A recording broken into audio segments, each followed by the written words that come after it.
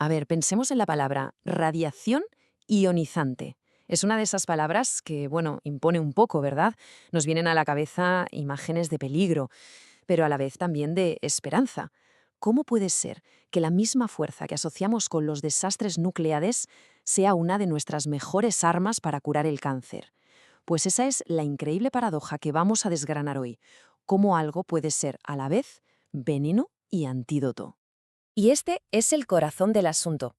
Por un lado, tenemos esa capacidad de la radiación para meterse, sigilosamente, hasta la cocina de nuestras células y dañar nuestro ADN, el mismísimo código de la vida. Y por otro, su increíble poder para convertirse en un bisturí de precisión que nos permite diagnosticar enfermedades y aniquilar tumores. Entender esta dualidad, esta doble cara, es la clave de todo lo que vamos a ver.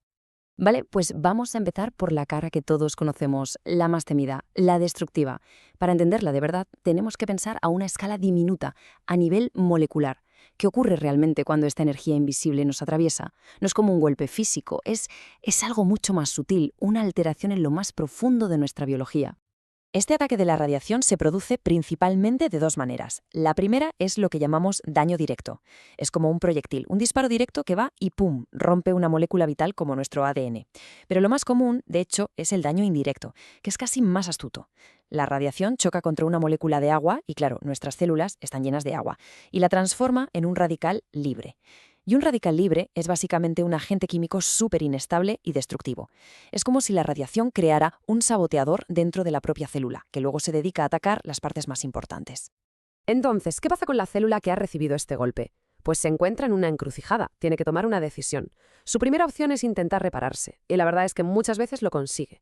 Pero si el daño es demasiado grande, si es irreparable, se enfrenta a un dilema crítico. O bien activa un protocolo de autodestrucción para proteger al resto del organismo, o bien sobrevive, pero con una cicatriz en su ADN. Una mutación que podría convertirse con el tiempo en una auténtica bomba de relojería. Y a esa autodestrucción controlada, a ese sacrificio por el bien común, es a lo que llamamos apoptosis. Es, en cierto modo, el sacrificio heroico de la célula. Antes de volverse un peligro para sus vecinas por tener el ADN dañado, prefiere iniciar una secuencia de autodestrucción totalmente limpia y ordenada. Es un mecanismo de seguridad biológico que es absolutamente fundamental. Pero claro, ¿todo este daño es igual? ¿Se manifiesta siempre de la misma manera? Pues no, y aquí es donde entra en juego la dosis. La dosis lo es todo. Los efectos biológicos que provoca la radiación se dividen en dos grandes grupos, y entender la diferencia entre ellos es lo que nos permite gestionar el riesgo y aplicar los tratamientos. Aquí está la gran diferencia. Para que nos hagamos una idea, los efectos deterministas son como una quemadura de sol.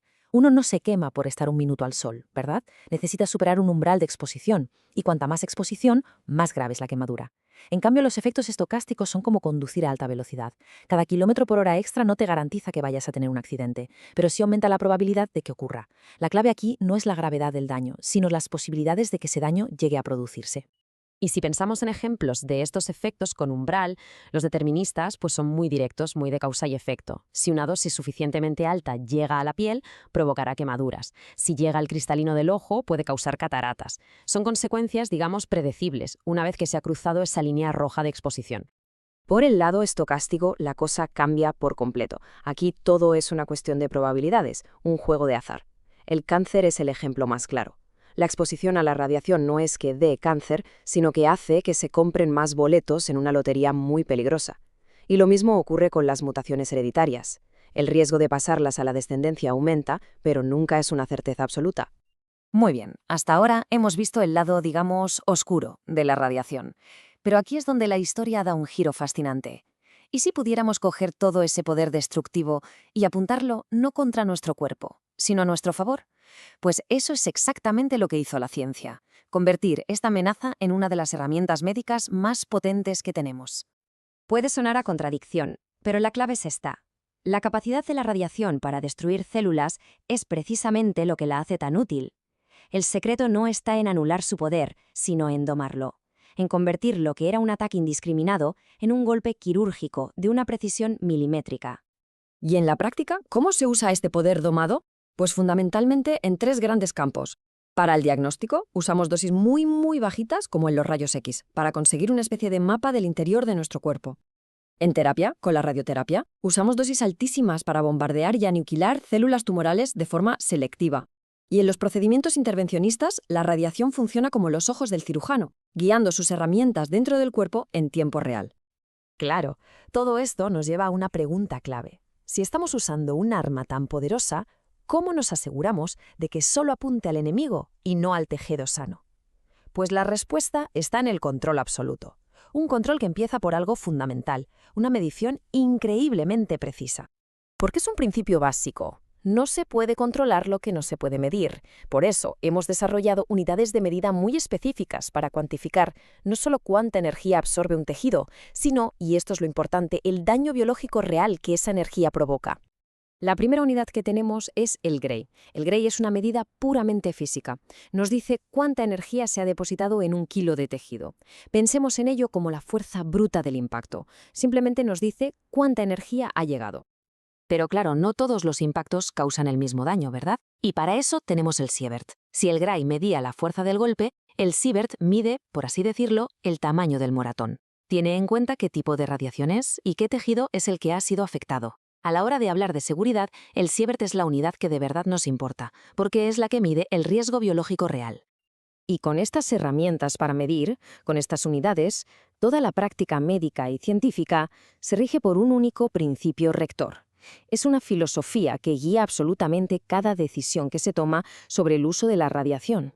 Se conoce por sus siglas en inglés, ALARA, As Low as Reasonably Achievable, que en español significa literalmente tan bajo como sea razonablemente posible. Estas pocas palabras son el gran mantra de la seguridad radiológica moderna.